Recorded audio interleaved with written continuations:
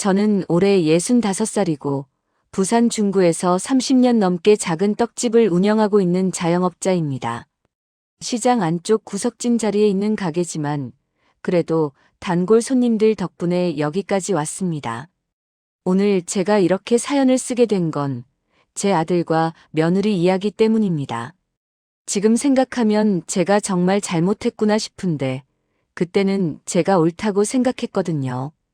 그런데 결과는 정말 참담했습니다. 제 아들은 38살이고 지방 공기업에서 일반직으로 들어가서 10년 넘게 다녔습니다.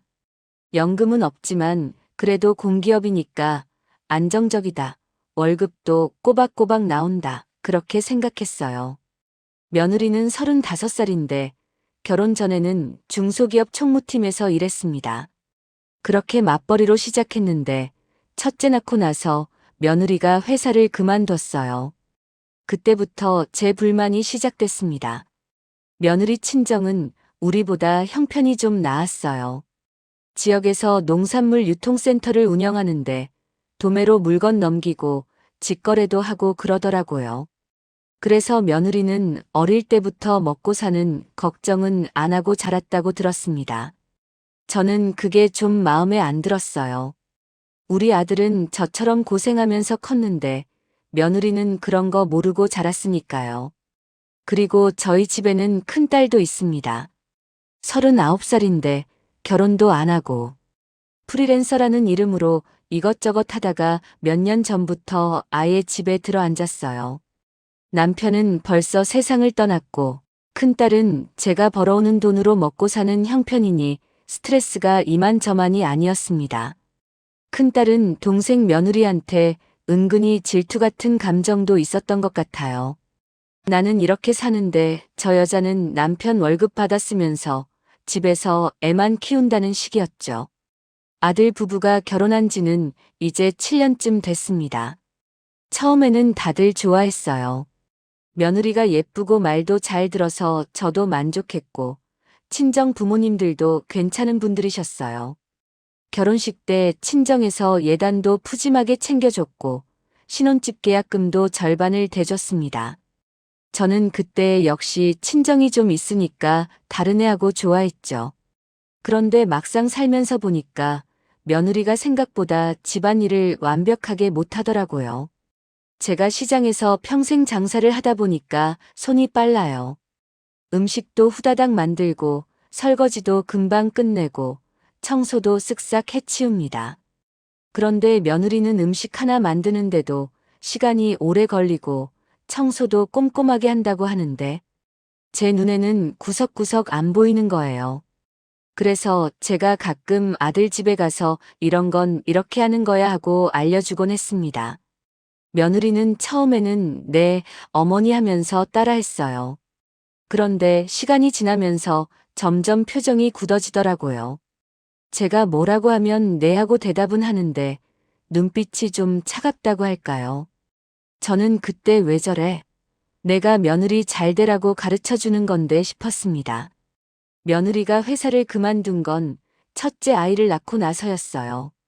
애가 몸이 약해서 자주 아프고 어린이집도 적응을 못해서 며느리가 집에서 봐야 한다고 했습니다. 저는 그 말을 듣고 속으로 요즘 애들은 다 어린이집 보내면서 일하는데 왜 굳이 일을 그만둬? 싶었어요. 하지만 아들이 엄마 우리가 알아서 할게요 해서 그냥 넘어갔죠. 그런데 며느리가 회사를 그만두고 나니까 집안 형편이 빠듯해 보이더라고요. 아들이 공기업에서 버는 월급이 세후로 한 300만 원 초반쯤 되는데 거기서 월세 내고 생활비 쓰고 애 키우는 돈 빼면 남는 게 없잖아요. 그래서 제가 아들한테 물어봤습니다. 너희 돈 모으고 있어? 엄마, 지금은 애 키우느라 힘들어서 저축은 좀 힘들어요. 뭐? 저축도 안 해? 그럼 나중에 집은 어떻게 사려고? 친정에서 나중에 도와주신다고 하셨어요. 저는 그 말을 듣고 기분이 묘했습니다. 친정에서 도와준다? 그럼 우리는 뭐가 되는 거지? 저는 떡집 운영하면서 번 돈으로 아들 대학 보냈고 결혼 자금도 일부 보탰는데 이제 와서 친정 눈치만 보는 것 같아서 속이 상했어요. 며느리가 전업주부가 되고 나서 제가 좀 더 자주 아들 집에 들렀습니다. 반찬도 해다 주고 김치도 담가다 주고 가끔은 집 청소도 도와줬어요. 그런데 며느리 표정이 점점 안 좋아지더라고요. 어느 날은 제가 냉장고 열어서 반찬 정리하고 있는데 며느리가 조심스럽게 말했습니다. 어머니, 제가 할게요. 괜찮아요. 아니야, 내가 하는 게 빨라. 너는 애나 봐. 그래도 제가. 에이, 됐어. 내가 다 해놨어. 며느리는 그 뒤로 아무 말도 안 했어요. 그냥 입을 꾹 다물고 서 있더라고요. 저는 그때 며느리가 고맙다는 표현을 안 해서 서운했습니다. 제가 이렇게 도와주는데 감사하다는 말 한마디 없이 불편한 표정만 짓는 게 이해가 안 갔어요. 큰딸도 가끔 동생 집에 따라왔습니다.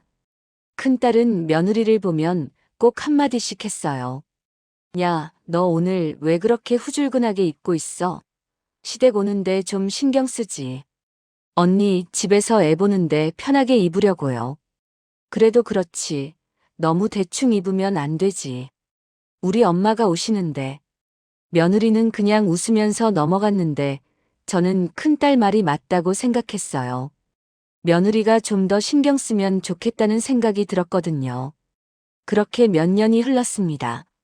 며느리는 둘째까지 낳았고 아들은 여전히 공기업에 다녔어요.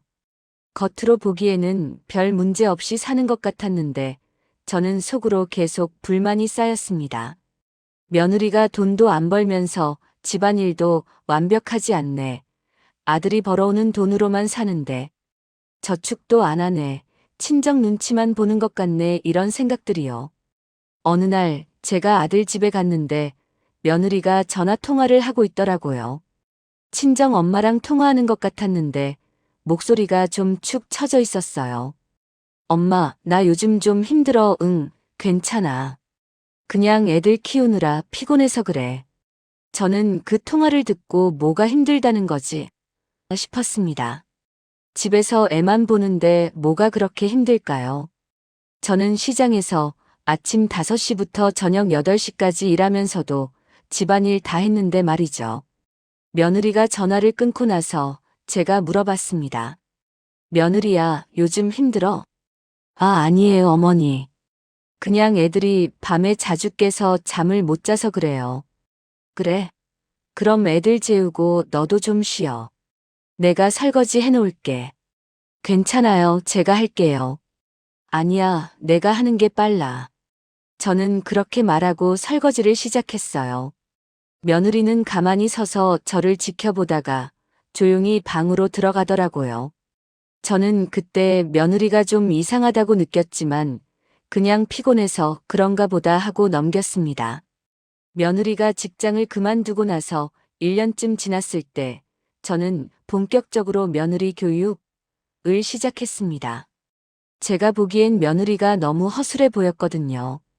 음식간도 제대로 안 맞고 집안 정리도 엉성하고 애들 옷도 깨끗하게 안 입히는 것 같았어요.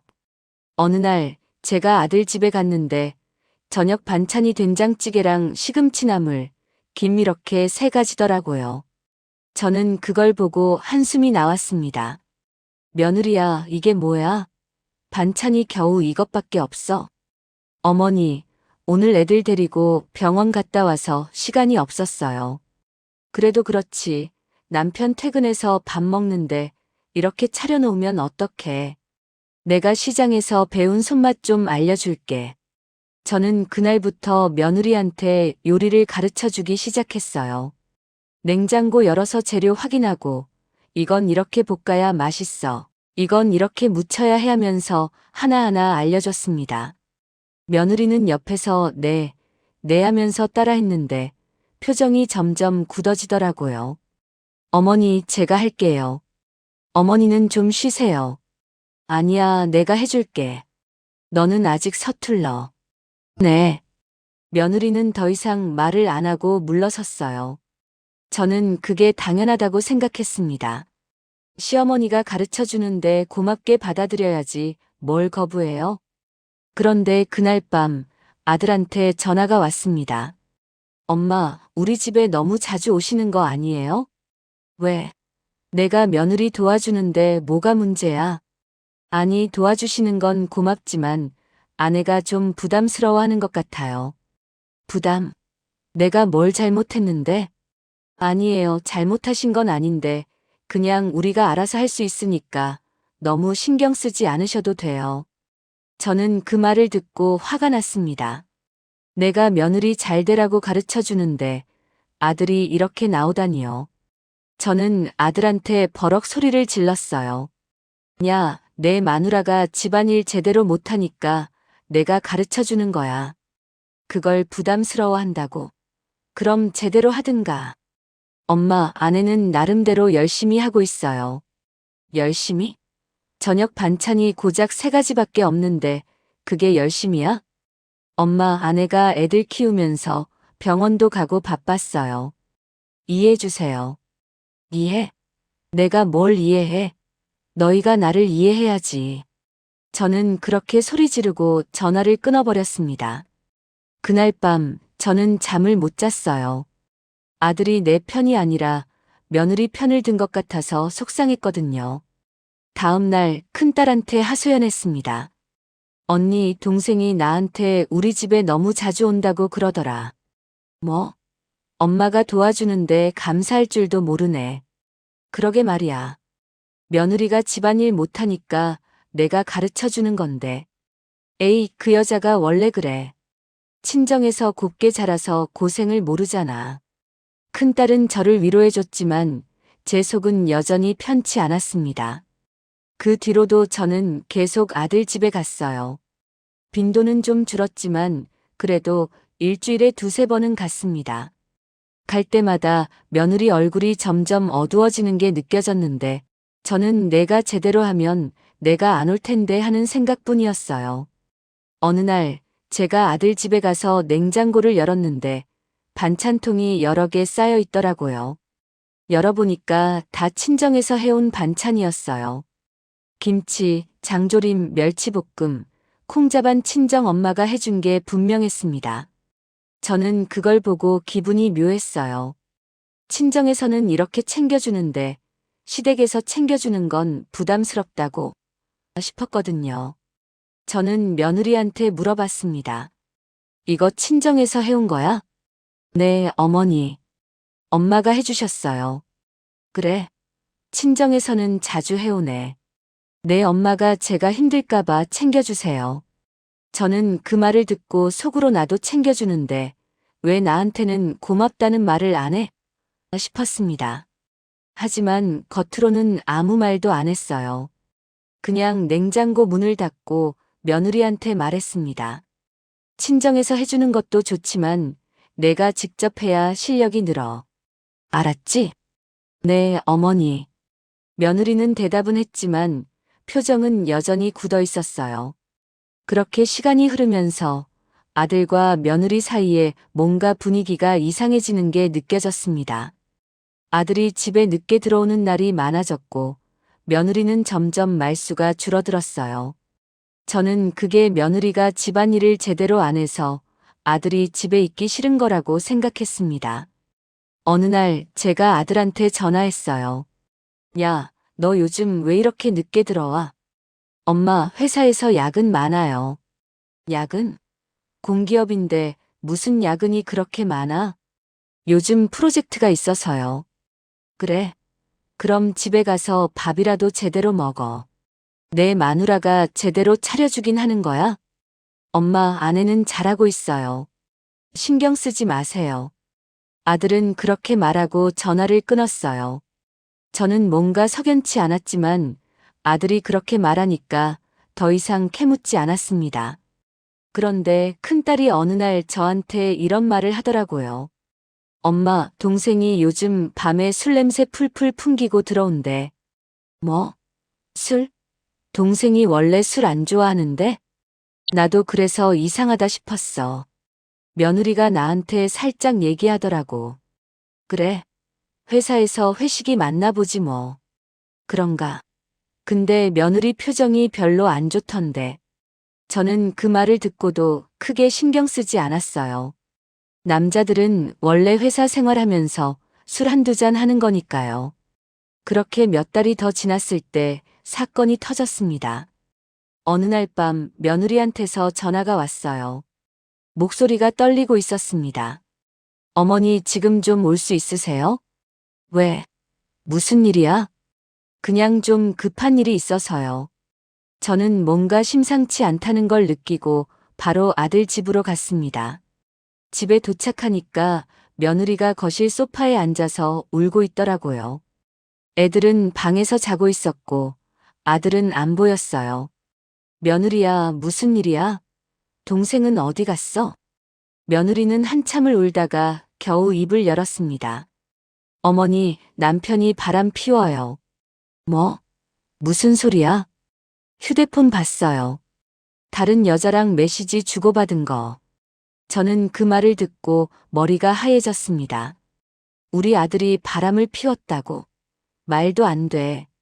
며느리가 잘못 본 거겠지. 야, 너 잘못 본 거 아니야? 동생이 그럴 리 없어. 아니에요, 어머니. 제가 똑똑히 봤어요. 단골 술집 직원이랑 엄청 깊은 대화 나눈 거 다 있었어요. 며느리는 울면서 휴대폰을 꺼내서 저한테 보여줬어요. 저는 화면을 보고 말문이 막혔습니다. 아들이 어떤 여자한테 오늘도 보고 싶다. 집에 가기 싫다. 너랑 있을 때가 제일 편해. 이런 메시지를 보낸 게 선명하게 보였거든요. 저는 손이 떨렸습니다. 하지만 동시에 머릿속에서 이런 생각이 들었어요. 왜 아들이 이런 짓을 했을까? 집에서 며느리가 제대로 잘해줬으면 이런 일이 없었을 텐데. 며느리야. 어머니, 어떻게 해요? 저 어떻게 해야 돼요? 며느리는 저한테 매달렸어요. 저는 며느리를 보면서 복잡한 감정이 들었습니다. 아들이 잘못한 건 맞는데 왠지 며느리한테도 책임이 있는 것 같았어요. 일단 진정해. 동생 들어오면 얘기해보자. 어머니는 저 편이 아니시죠? 뭐? 어머니는 항상 아들 편이잖아요. 제가 뭘 해도 부족하다고 하시고, 제가 집안일 못한다고 하시고, 며느리는 울면서 그렇게 말했어요. 저는 그 말을 듣고 기분이 나빴습니다. 내가 언제 며느리 편이 아니었나요? 며느리 잘 되라고 가르쳐 준 건데, 그게 편 가르기인가요? 며느리야, 나는 내가 잘 되라고 한 거야. 편 가르기가 아니라. 그럼 이번에는 제 편 들어주실 거예요? 남편이 바람 피운 거 인정하시고 제 편 들어주실 거예요? 저는 대답을 못했어요. 며느리는 제 대답을 기다리다가 결국 고개를 떨구고 말았습니다. 역시 그러시는구나. 그때 현관문이 열리고 아들이 들어왔어요. 술 냄새를 풀풀 풍기면서요. 아들은 제가 있는 걸 보고 놀라더니 며느리를 보고는 표정이 굳었습니다. 엄마, 왜 여기 계세요? 너 지금 무슨 짓을 한 거야? 뭐 보셨어요? 내 휴대폰 메시지 봤어. 너 정말 바람 피운 거야? 아들은 한참을 말이 없다가 결국 인정했습니다. 죄송해요. 며느리는 그 자리에서 또 울기 시작했어요. 저는 아들한테 다가가서 소리쳤습니다. 야, 너 미쳤어? 내가 왜 이런 짓을 해? 엄마 저도 모르겠어요. 그냥 집에 있기가 힘들었어요. 힘들면 바람을 피워. 그게 말이 돼? 엄마는 몰라요. 집에 오면 마누라는 맨날 피곤하다고 하고 엄마는 자꾸 집안일 간섭하고 저는 숨이 막혔어요. 아들은 그렇게 말하면서 머리를 감싸 쥐었어요. 저는 그 말을 듣고 순간 멈칫했습니다. 아들이 쟤 때문에 힘들었다고. 하지만 저는 곧 그 생각을 떨쳐냈어요. 아니야, 아들이 지금 변명하는 거야. 며느리는 아들한테 다가가서 물었습니다. 얼마나 만났어요, 제시도 보게소? 3달 정도. 3달. 3달 동안 나한테 거짓말한 거예요? 미안해. 미안하다고 끝나요? 당신 지금 무슨 짓 한 건지 알아요? 며느리는 소리를 지르다가 갑자기 조용해졌어요. 그리고 차가운 목소리로 말했습니다. 이혼할게요. 뭐? 당신이랑 더 이상 못 살아요. 이혼해요. 아들은 당황해서 며느리한테 매달렸어요. 야, 야, 미안해. 다시는 안 그럴게. 제발. 안 돼요. 당신 믿을 수 없어요. 며느리는 단호했습니다. 저는 그 광경을 보면서 머릿속이 복잡했어요. 이혼? 안 돼. 우리 아들이 이혼하면 안 되는데. 저는 며느리한테 다가가서 말했습니다.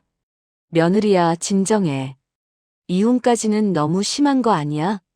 동생이 잘못했지만 한 번만 용서해줘. 어머니, 이건 한 번 용서할 문제가 아니에요. 그래도 그렇지 애들도 있는데 어떻게 이혼을 해? 애들 생각은 안 해? 애들 생각하니까 이혼하는 거예요. 이런 아빠 밑에서 자라는 것보다 낫겠죠. 며느리는 단호했습니다. 저는 점점 화가 났어요. 며느리가 너무 독하게 나오는 것 같았거든요. 며느리야, 내가 집안일 제대로 했으면 동생이 밖에서 눈 돌릴 일이 없었을 거야. 뭐라고요? 내 말이 틀려. 내가 능력이 없으니까 내 아들이 밖에서 정을 붙인 거잖아. 며느리는 제 말을 듣고 믿을 수 없다는 표정을 지었어요. 그리고 웃기 시작했습니다. 울다가 웃으니까 좀 무섭더라고요. 어머니 정말 그렇게 생각하세요? 그럼 안 그래? 네. 알겠어요. 이제 알겠어요.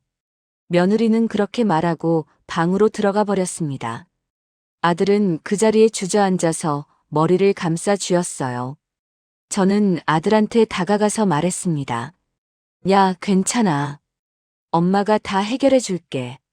며느리가 지금 화가 나서 그런 거니까 시간 지나면 괜찮아질 거야. 엄마 이거 심각한 것 같은데요. 괜찮아, 괜찮아. 엄마를 믿어. 저는 그렇게 아들을 위로했습니다. 그런데 지금 생각해보면 그때 제가 아들 편만 들지 말고 며느리 말도 들어줬어야 했어요. 하지만 그때는 그게 안 보였습니다. 며느리는 그날 이후로 정말로 이혼 소송 준비를 시작했습니다. 변호사를 선임하고 증거 자료를 모으고 재산 분할 준비를 했어요. 저는 그 소식을 듣고 며느리한테 전화했습니다.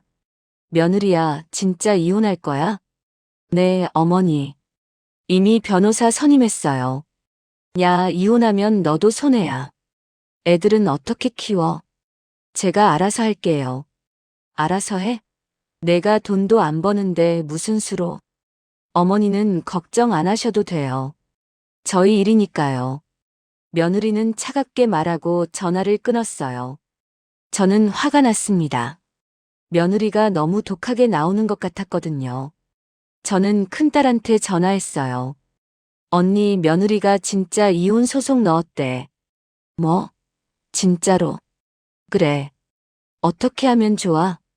엄마, 동생이 잘못한 거 맞긴 한데 그래도 이혼까지는 너무한 거 아니야? 그러게 말이야. 내가 며느리한테 말했는데 듣지도 않아. 에이, 그 여자 원래 친정만 믿고 사는 애잖아. 우리 따위는 안중에도 없는 거지. 큰딸의 말을 듣고 저는 더욱 며느리한테 화가 났습니다. 그런데 며칠 후 더 큰 사건이 터졌어요. 아들이 회사에서 감사에 걸린 거예요. 불륜도 문제였지만 알고 보니 아들이 그동안 근무태만 음주 출근, 업무 중 사적 외출 등 여러 문제를 일으켰더라고요. 아들이 바람 피우던 술집 직원 때문에 자주 술을 마시고 일도 제대로 안 하고 회사 동료들한테도 민폐를 끼쳤던 거예요. 회사에서는 아들한테 정직 처분을 내렸습니다. 3달 정직. 그 기간 동안 월급도 안 나오고 나중에 복직 여부도 불투명하다고 했어요. 저는 아들한테 전화해서 물었습니다. 야, 정직? 그게 무슨 소리야? 엄마, 제가 요즘 일을 제대로 못했어요. 왜? 무슨 일이 있었어? 그냥 정신이 없었어요. 바람 피우면서 죄책감도 들고 집에서도 편하지 않고 그래서 일을 대충 한 거야? 네. 저는 한숨이 나왔습니다. 아들이 이렇게까지 망가질 줄은 몰랐어요. 그런데 며느리는 그 소식을 듣고도 이혼 의지를 굽히지 않았습니다. 오히려 더 강경해졌어요. 저는 며느리한테 또 전화했습니다. 며느리야, 동생이 지금 정직당했어. 이럴 때 내가 옆에서 도와줘야지. 어떻게 이혼을 해? 어머니, 그건 남편이 자초한 일이에요. 자초. 내가 집에서 제대로 잘해줬으면 이런 일이 없었을 거야. 어머니, 저는 최선을 다했어요. 하지만 남편이 바람 피운 건 제 잘못이 아니에요. 그래도 그렇지. 지금 동생이 힘든데 이혼하겠다고 하면 어떡해? 동생이 더 무너지면 어쩌려고. 어머니, 저도 더 이상 버틸 수 없어요. 남편도 힘들지만 저도 힘들어요. 내가 뭐가 힘들어? 집에서 애만 보는데? 어머니, 저 이제 통화 끊을게요. 며느리는 그렇게 말하고 전화를 끊었어요. 저는 며느리가 너무 이기적이라고 생각했습니다. 그 후로 며칠 동안 저는 아들한테 계속 전화해서 상황을 물어봤어요. 아들은 점점 무기력해지고 있었습니다. 엄마, 저 이제 어떻게 해야 돼요? 괜찮아, 괜찮아. 엄마가 뭐라도 해볼게. 엄마, 회사에서도 저한테 압박 들어와요. 복직 못할 수도 있대요. 뭐? 그럼 너 잘려. 그럴 수도 있어요. 저는 그 말을 듣고 패닉에 빠졌습니다. 아들이 회사에서 잘리면 재산 분할도 불리해지고 양육권도 며느리한테 넘어갈 거라는 생각이 들었거든요. 저는 며느리한테 또 전화했어요. 며느리야, 내가 이혼 소송 넣은 것 때문에 동생이 회사에서 잘릴 것 같아. 어머니, 그건 제가 소송 넣어서가 아니라 남편이 일을 못해서예요. 아니야. 내가 이혼 소송 넣으니까 동생이 정신을 못 차리는 거야. 어머니, 저는 더 이상 어머니랑 이야기 안 할게요. 필요한 얘기는 변호사 통해서 하세요. 며느리는 그렇게 말하고 전화를 끊었어요. 저는 그때부터 며느리를 증오하기 시작했습니다. 저 여자가 우리 집안을 망치고 있어. 그런 생각뿐이었어요. 결국 아들은 석 달 정직 끝에 회사에 복직하지 못하고 해고당했습니다. 회사에서는 근무태만, 음주 문제, 불륜 등이 누적되어 더 이상 고용할 수 없다고 통보했어요. 아들은 그날 저한테 와서 울었습니다. 엄마, 저 잘렸어요. 뭐라고? 회사에서 해고 통보받았어요. 저는 아들을 안아주면서 같이 울었어요. 우리 아들이 이렇게까지 무너질 줄은 정말 몰랐거든요. 그런데 며느리는 그 소식을 듣고도 이혼 소송을 계속 진행했습니다. 재산 분할, 양육권, 위자료 모두 청구했어요. 저는 며느리가 너무 무섭게 느껴졌습니다. 저 여자가 진짜로 우리 아들을 파멸시킬 작정이구나. 저는 변호사를 통해 며느리 측에 합의를 요청했습니다. 하지만 며느리는 합의를 거부했어요. 법대로 하겠다고 했습니다. 재판이 진행되는 동안 저는 아들 편에서 최선을 다했어요. 법정에 가서 며느리가 집안일을 제대로 안 했다는 증언도 했고 아들이 힘들어서 그런 거라고 변호도 했습니다. 하지만 판사는 제 말을 별로 신경 쓰지 않더라고요. 결국 재산 분할은 며느리 쪽으로 많이 기울었고 양육권도 며느리가 가져갔습니다. 아들은 한 달에 2번 면접 교섭만 가능했어요. 위자료도 며느리한테 줘야 했고요. 아들은 그 결과를 듣고 완전히 무너졌습니다. 술을 계속 마시고 방에 틀어박혀 나오지 않았어요. 저는 아들을 보면서 가슴이 찢어지는 것 같았습니다. 그런데 그때 큰딸이 저한테 이런 말을 하더라고요. 엄마, 며느리가 곧 가게 연다고 하던데? 뭐? 가게? 응, 국밥집 연다고. 손주가 면접 교섭 때 동생한테 말했대. 저는 그 말을 듣고 깜짝 놀랐습니다. 며느리가 가게를 연다고. 돈은 어디서 났지? 저는 즉시 며느리한테 전화했어요. 야, 너 가게 연다며? 돈은 어디서 났어? 어머니, 제일이에요. 제일? 그 돈 우리 아들 돈 빼돌린 거 아니야? 어머니, 저는 재산 분할법대로 받았어요. 그 돈으로 친정 도움 받아서 가게 내는 거예요. 친정 도움? 거짓말하지 마. 분명히 우리 아들 돈 빼돌렸을 거야. 어머니, 더 이상 이런 식으로 말씀하시면 저도 가만히 있지 않을 거예요. 며느리는 차갑게 말하고 전화를 끊었어요. 저는 화가 머리끝까지 났습니다. 저 여자가 우리 아들 망치고 이제 가게까지 내서 잘 먹고 잘 살겠다는 거야? 저는 큰딸한테 말했습니다. 언니, 우리 며느리 가게 개업식에 가자. 왜? 가서 따져야지. 우리 아들 돈 빼돌려서 가게 낸 거 확인하고 손님들한테 다 알려야 해. 엄마, 그러다가 우리가 곤란해지는 거 아니야? 괜찮아. 우리가 억울한데 가만히 있을 수 없어. 큰딸은 처음에는 망설였지만 결국 저를 따라오기로 했습니다. 며느리와 아들의 이혼이 확정되고 몇 달이 지났습니다. 아들은 새 직장을 구하지 못하고 아르바이트로 근근히 살아가고 있었어요. 저는 아들을 보면서 가슴이 아팠습니다. 한때는 공기업 정규직으로 안정적인 삶을 살던 아들이 이제는 일용직 노동자가 되어버렸으니까요. 아들은 한 달에 2번 면접 교섭을 통해 아이들을 만났습니다. 그날도 아들이 아이들을 데리고 집에 왔어요. 저는 손주들을 보고 반가워서 안아줬습니다. 할머니, 어머, 우리 손주들. 많이 컸네. 손주들은 저를 보고 반갑게 인사했지만 예전처럼 오래 있지는 않았어요. 금방 엄마한테 가야 해라고 말하더라고요. 저는 그 말을 듣고 속이 상했습니다. 며느리가 아이들한테 뭐라고 세뇌시킨 게 분명했어요. 그런데 그날 큰 손주가 저한테 이런 말을 하더라고요. 할머니, 우리 엄마 곧 국밥집 한대요. 뭐? 네. 엄마가 요리 배워서 국밥집 연대요. 진짜 맛있을 것 같아요. 저는 그 말을 듣고 순간 머릿속이 하얘졌습니다. 국밥집? 며느리가 요리를 할 줄도 모르는데 무슨 국밥집을 연다는 거지? 손주야, 그거 진짜야? 네. 엄마가 말했어요. 다음 달에 개업한대요. 할머니도 오실 거죠? 저는 대답을 못했어요. 머릿속이 복잡했거든요. 며느리가 국밥집을 연다는 건 돈이 있다는 얘기잖아요. 그 돈은 도대체 어디서 났을까? 손주들이 돌아간 후 저는 아들한테 물어봤습니다. 야, 너 며느리가 국밥집 연다는 거 알고 있었어?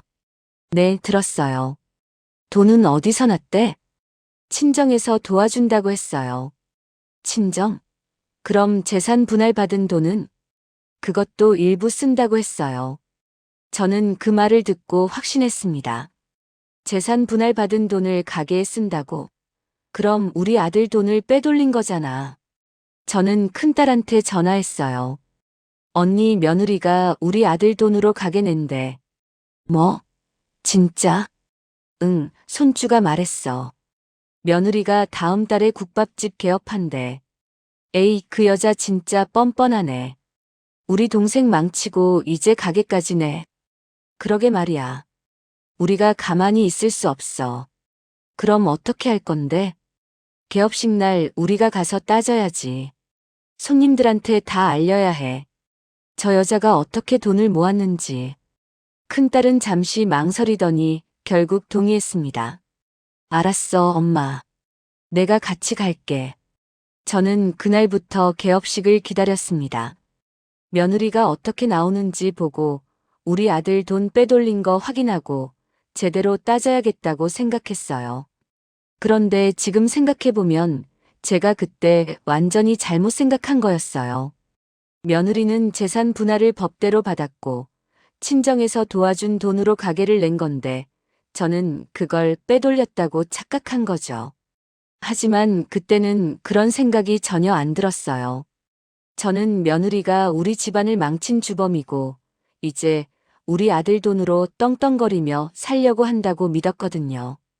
개업식 날짜가 다가오면서 저는 큰딸이랑 작전을 짰습니다. 언니, 우리 개업식 때 가서 뭐라고 할까? 일단 며느리한테 따지는 게 먼저지. 돈 어디서 났냐고. 그래. 그리고 손님들한테도 알려야 해. 이 집 주인이 어떻게 돈을 모았는지. 그래. 그럼 손님들이 다 알고 발길 끊을 거야. 저희는 그렇게 계획을 세웠어요. 지금 생각하면 정말 어처구니 없는 계획이었지만 그때는 그게 정이라고 믿었습니다. 개업식 전날 저는 아들한테 전화했어요. 야, 너 내일 며느리 가게 개업식 간다며?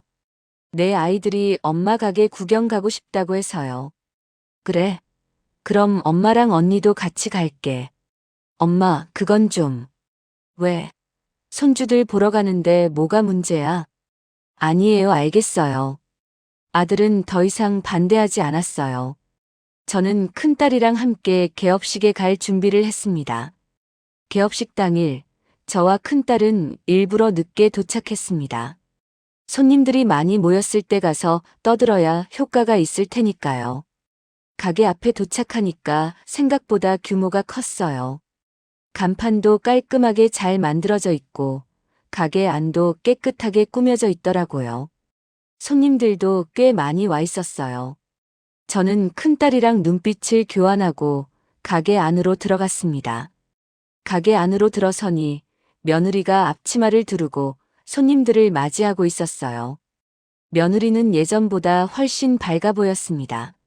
화장도 했고 머리도 단정하게 묶었고 표정도 자신감 있어 보였어요. 저는 그 모습을 보고 더 화가 났습니다. 우리 아들은 망가지고 있는데 저 여자는 이렇게 잘 살아?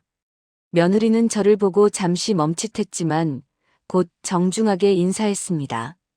어머니 오셨어요. 그래, 왔어. 손주들 보러. 아이들은 안쪽에 있어요. 들어가 보세요. 며느리는 담담하게 말했어요. 저는 며느리 태도가 마음에 안 들었지만 일단 안으로 들어갔습니다. 큰딸도 제 뒤를 따라왔고요. 안쪽에는 손주들이 친정 식구들이랑 같이 앉아서 음식을 먹고 있었어요. 며느리 친정 부모님도 계셨고 친정 오빠도 와 있더라고요.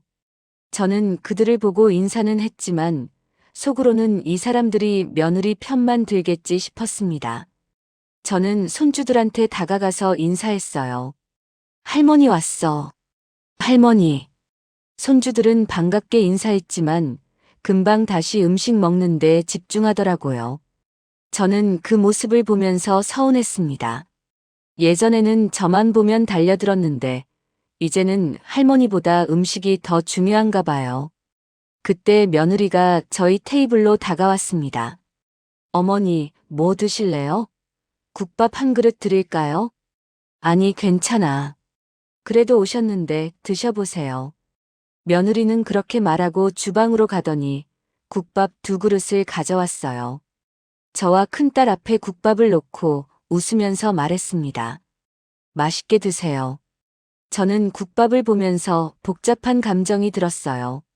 며느리가 만든 음식을 먹어야 하나? 하지만 냄새는 괜찮아 보였고 손님들도 맛있게 먹고 있더라고요. 저는 일단 한 숟가락 떠먹어 봤습니다. 맛있네. 국밥 맛이 생각보다 훨씬 좋았어요. 국물도 진하고 고기도 부드럽고 밥도 잘 지어졌더라고요. 저는 며느리가 언제 이렇게 요리 실력이 늘었나 싶었습니다. 하지만 저는 곧 정신을 차렸어요. 아니야, 맛있다고 속으면 안 돼. 저 여자가 우리 아들 망친 거 잊으면 안 돼. 저는 국밥을 밀어내고 며느리한테 다가갔습니다. 며느리는 다른 손님들한테 음식 서빙하고 있었어요. 저는 며느리 팔을 잡았습니다. 며느리야, 잠깐 얘기 좀 하자. 어머니, 지금은 손님들 많아서요. 나중에 얘기해요. 안 돼, 지금 해야 돼. 저는 며느리를 붙잡고 놓지 않았어요.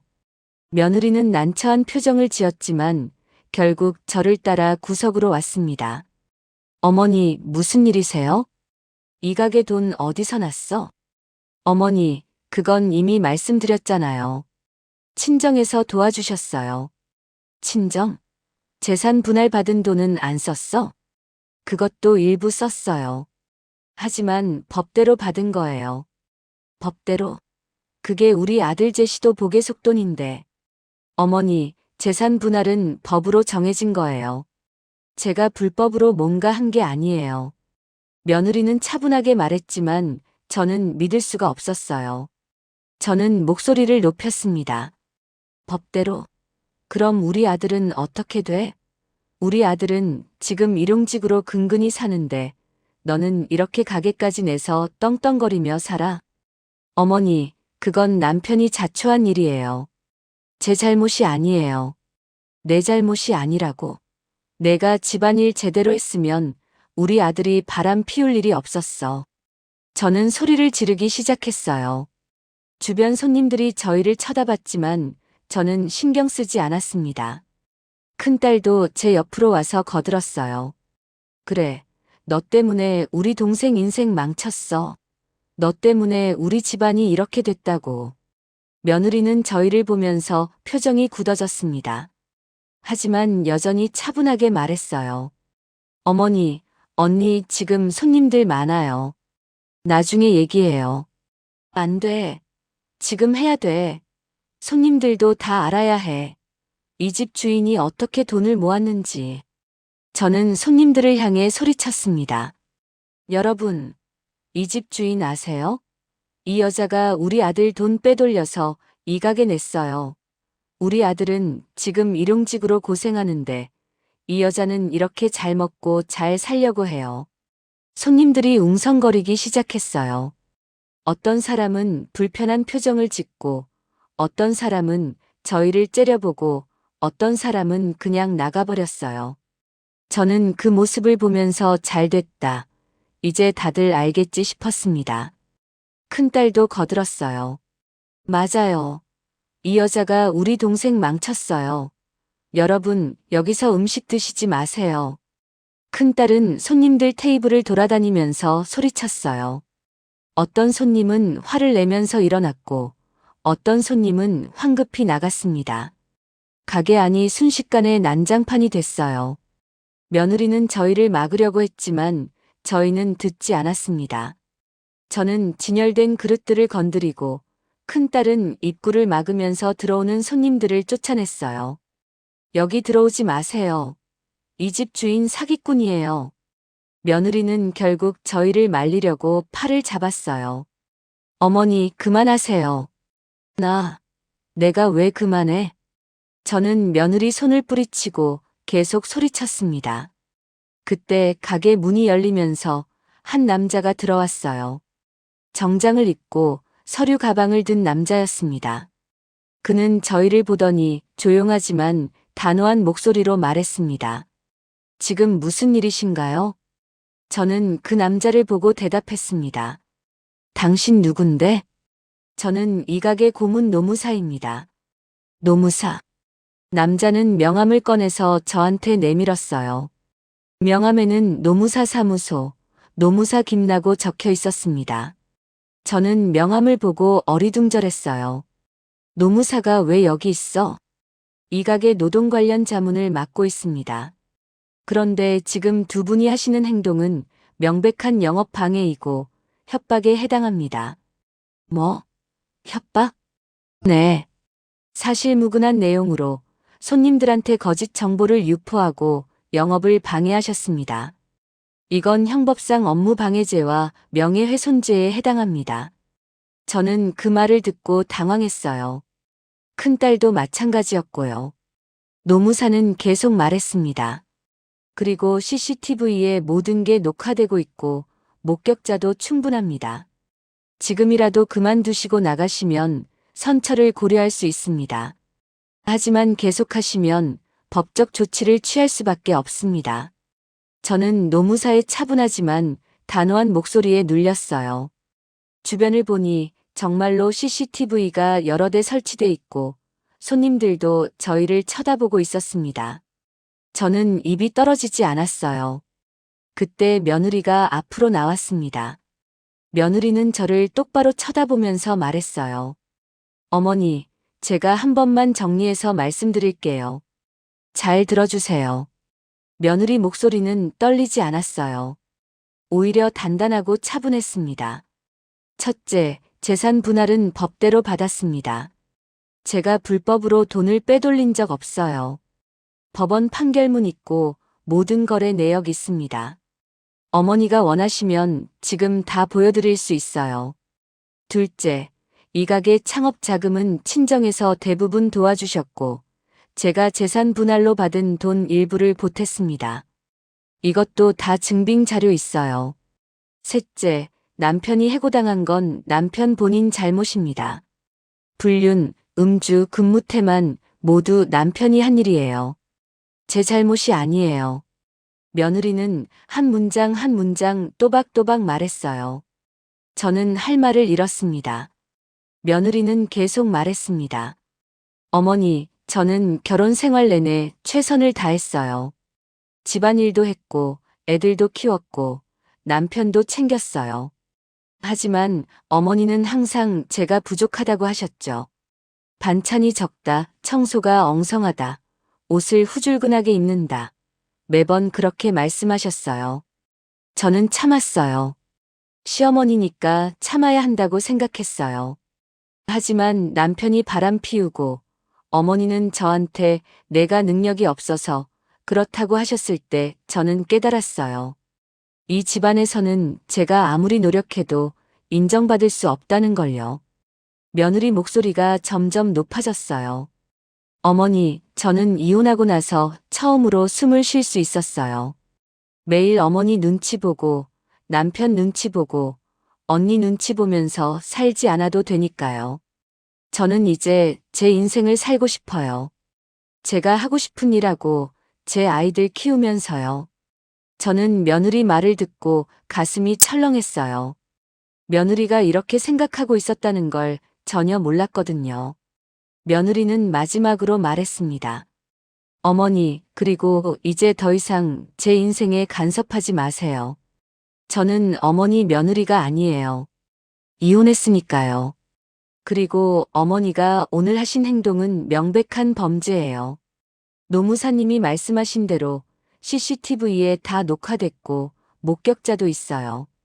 제가 원하면 지금 당장 고소할 수 있어요. 저는 며느리를 보면서 말문이 막혔어요. 며느리가 이렇게 당당하게 말할 줄은 몰랐거든요. 노무사가 다시 말했습니다. 두 분, 지금 나가시는 게 좋겠습니다. 더 이상 문제를 키우지 마시고요. 저는 큰딸 손을 잡고 가게 밖으로 나왔습니다. 밖으로 나오니까 다리에 힘이 풀렸어요. 저는 그 자리에 주저앉았습니다. 엄마, 괜찮아? 아니야, 괜찮지 않아. 저는 그때 처음으로 깨달았어요. 내가 잘못했다는 걸요. 개업식에서 돌아온 후 저는 며칠 동안 집 밖으로 나가지 못했습니다. 사람들을 볼 면목이 없었거든요. 시장 단골들도 다 알게 됐을 거예요. 떡집 할머니가 며느리 가게 가서 난동 부렸다더라. 소문은 빠르니까요. 그런데 일주일쯤 지났을 때 집으로 등기 우편이 왔어요. 발신인을 보니 법무법인이었습니다. 저는 떨리는 손으로 봉투를 뜯었어요. 고소장. 며느리가 저와 큰딸을 업무방해, 명예훼손, 협박 혐의로 고소한 거였어요. 저는 그 고소장을 보고 주저앉았습니다. 정말로 고소를 한 거예요.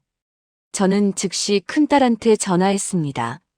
언니, 며느리가 우리 고소했어. 뭐? 진짜? 응, 고소장 받았어. 너한테도 곧 갈 거야. 어떻게 하지? 모르겠어. 어떻게 해야 할지 모르겠어. 저희는 한참을 전화기 너머로 침묵했어요.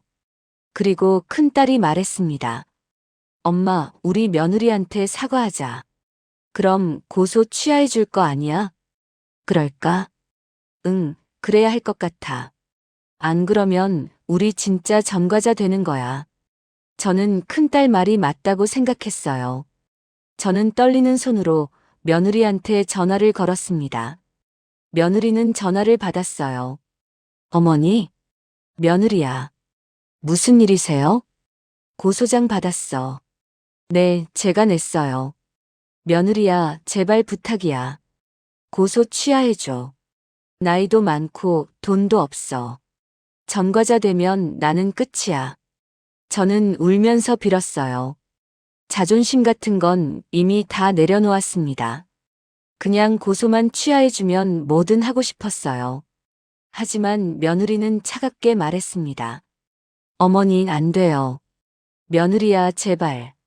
어머니, 저는 이미 어머니한테 기회를 여러 번 드렸어요. 하지만 어머니는 매번 저를 무시하고 남편 편만 들고 제가 잘못했다고 하셨죠. 그리고 개업식 날 어머니는 제 가게에서 난동을 부리고 손님들한테 거짓말을 하고 제 명예를 훼손했어요. 이건 용서할 수 없어요. 며느리야, 내가 잘못했어. 정말 잘못했어. 제발 한 번만 봐줘. 어머니, 이제 모든 연락은 노무사님 통해서 하세요. 저는 더 이상 어머니랑 직접 통화 안 할 거예요. 며느리는 그렇게 말하고 전화를 끊었어요. 저는 전화기를 들고 한참을 울었습니다. 큰딸도 며느리한테 전화했지만 마찬가지였어요. 며느리는 단호했습니다. 고소를 취할 생각이 전혀 없었어요. 저희는 결국 변호사를 선임했습니다. 변호사를 만나서 상황을 설명했는데 변호사는 고개를 저었어요. 사건 자체가 불리합니다. CCTV에 다 녹화돼 있고 목격자도 많고 피해자 진술도 명확하니까요. 합의 시도해 보시는 게 최선일 것 같은데 상대방이 합의를 거부하면 어쩔 수 없어요. 그럼 우리 어떻게 돼요? 기소되면 벌금형 받을 가능성이 큽니다.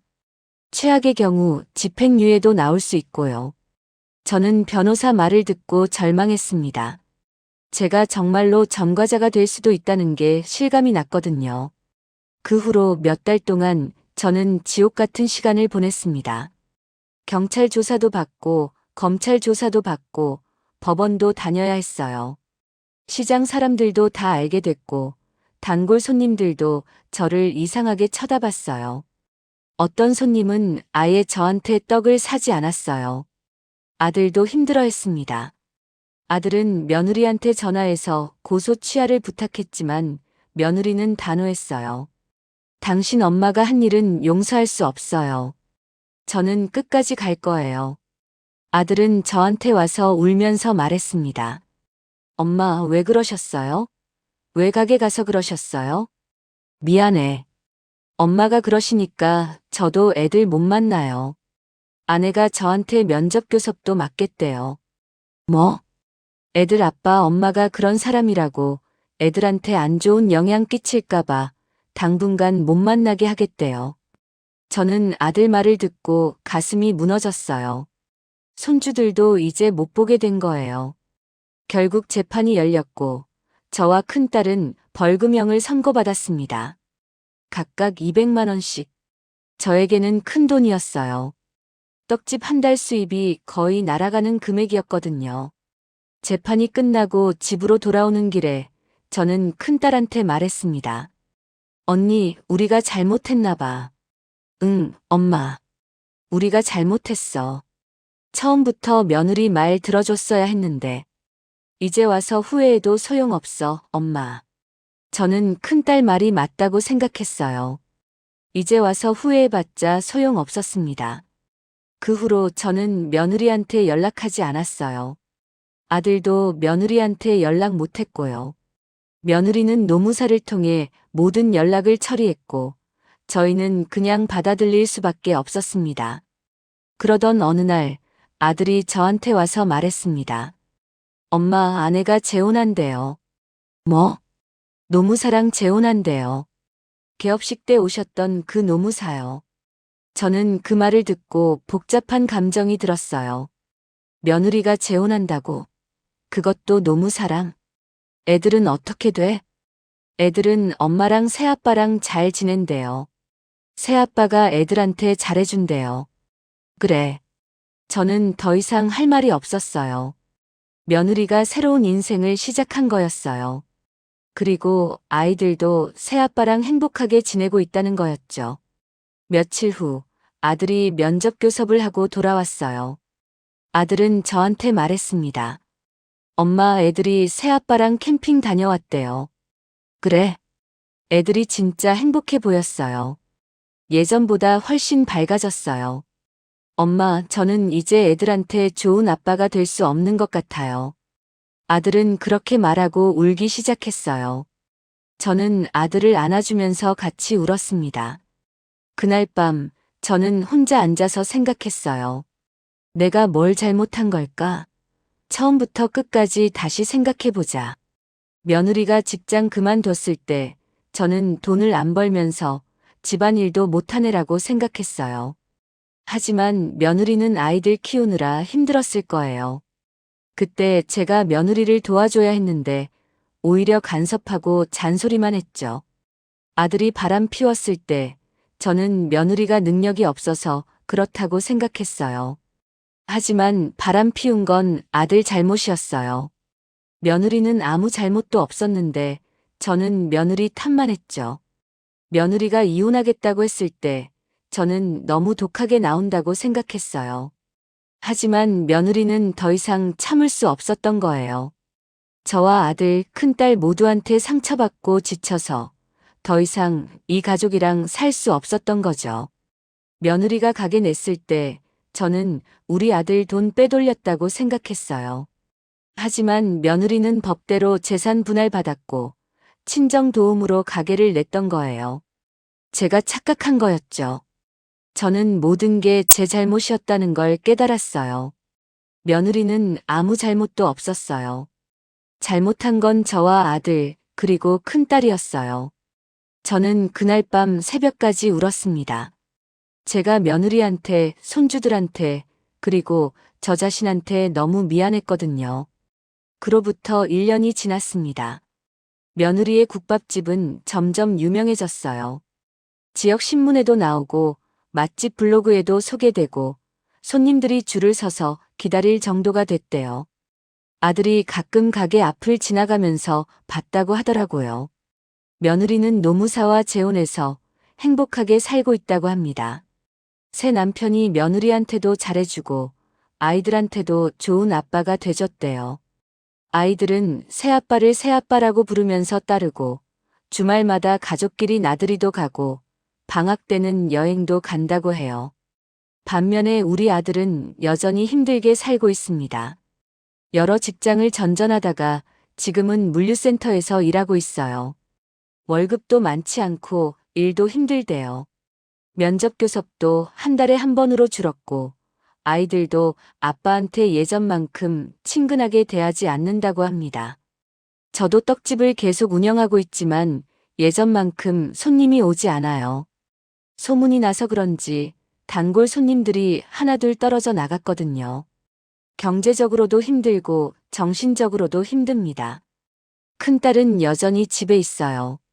벌금형 받은 후로 더욱 위축돼서 밖으로 나가지도 않고 집에만 틀어박혀 있습니다.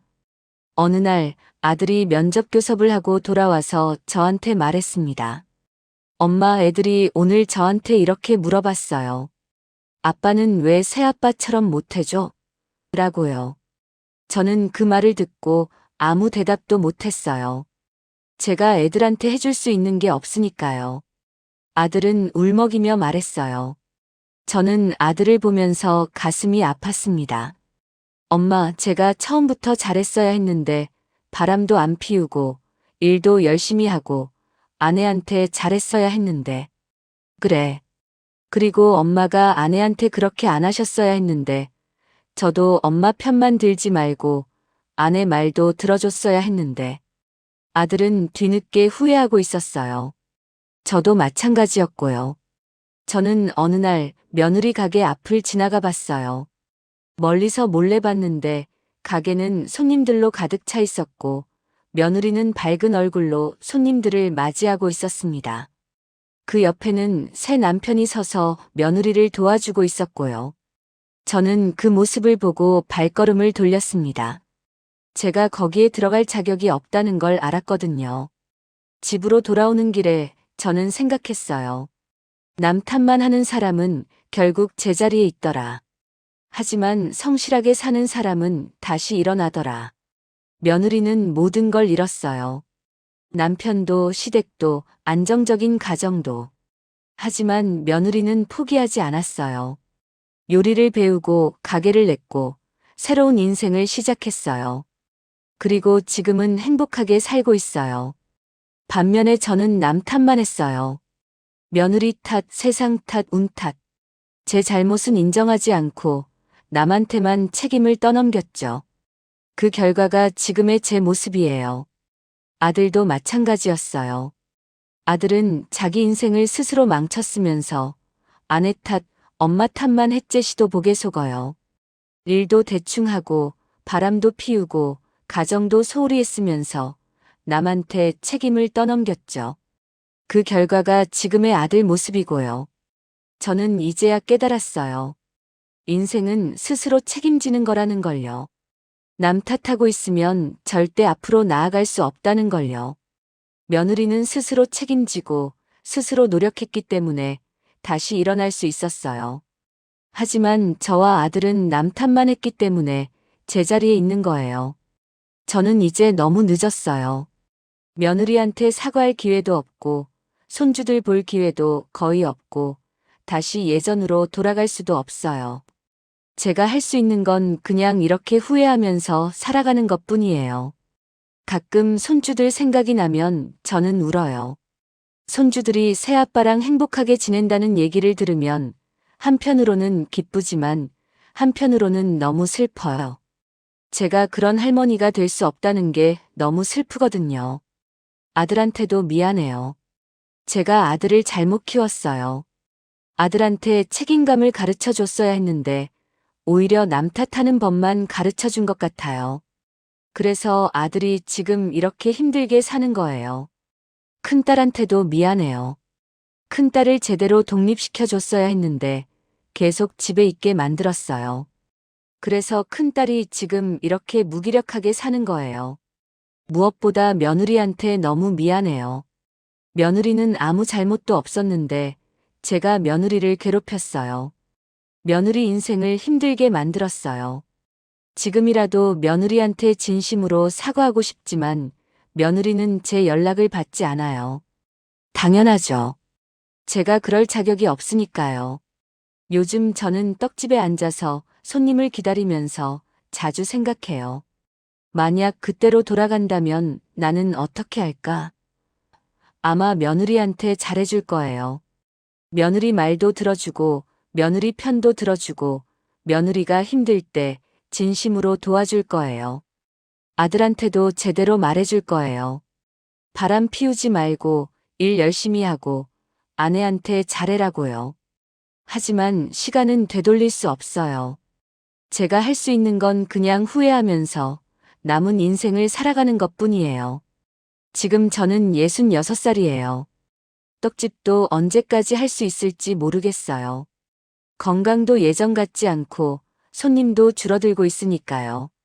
아들도 힘들게 살고 있고 큰딸도 무기력하게 살고 있고 저도 혼자 외롭게 살고 있어요. 가끔 며느리 가게 앞을 지나가면서 봐요. 며느리는 여전히 밝은 얼굴로 손님들을 맞이하고 있고 새 남편이랑 행복해 보이고 손주들도 건강하게 잘 자라고 있어요. 저는 그 모습을 보면서 생각해요. 적어도 며느리는 행복하구나. 그게 다행이다.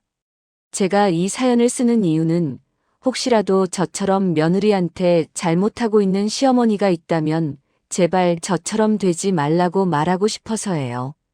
며느리도 사람이에요. 며느리도 감정이 있고 며느리도 존중받을 권리가 있어요. 며느리한테 잘해주세요. 며느리 말도 들어주세요. 며느리가 힘들 때 진심으로 도와주세요. 그리고 아들들한테도 말하고 싶어요. 아내한테 잘해주세요. 바람 피우지 말고 일 열심히 하고 가정을 소중히 여기세요. 엄마 말만 듣지 말고 아내 말도 들어주세요. 엄마는 언젠가 세상을 떠나지만 아내는 평생 같이 살아갈 사람이에요. 저는 이제 너무 늦었지만 여러분은 아직 늦지 않았어요. 지금이라도 가족한테 잘해주세요. 나중에 후회하지 말고요. 제 이야기를 들어주셔서 감사합니다.